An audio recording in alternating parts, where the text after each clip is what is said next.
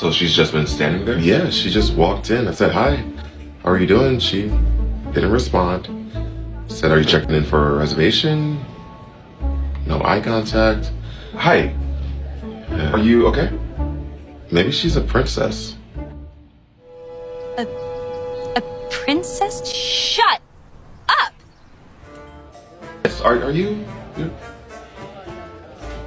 Hi, sir. How are you? We're checking in for a reservation. Johnson. Oh, okay. You all checked in? Do you have a preference of seating? You don't speak to her. Speak to me. No preference. All right, you guys can follow me. Let's go.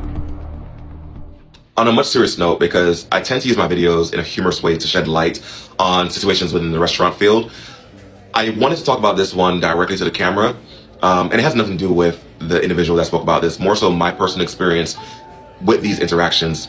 Now, the first thing that comes into an employee's head when you walk into an establishment and they say, hi, welcome, how are you doing today? And you don't respond, it comes off as if you're being disrespectful, regardless of how you think it might look.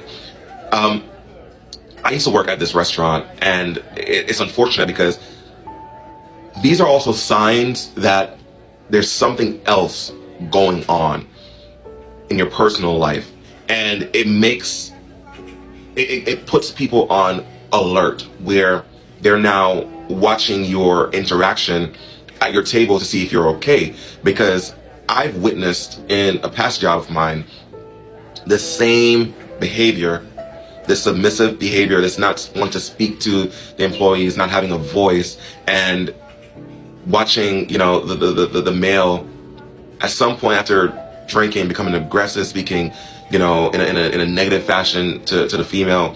And working in certain restaurants, you have to be mindful of how you approach certain situations because you represent the company. So I've had to find ways to say, do you want me to intervene? Like walking up to the table, trying to break up the tension, looking directly at the male like, hey, you doing all right? You sure? All right, just want to make sure everything's tasting good. You're good? All right, cool. All right. What I'm trying to say is there are a lot of situations with people who are in a very abusive situation. And I really hope and pray that whoever is dealing with these kind of situations at home, that you find a way out, know there's a way out, and know you deserve much better. Much better. Like I said, this has nothing to do with the individual that started this concept or spoke about this concept.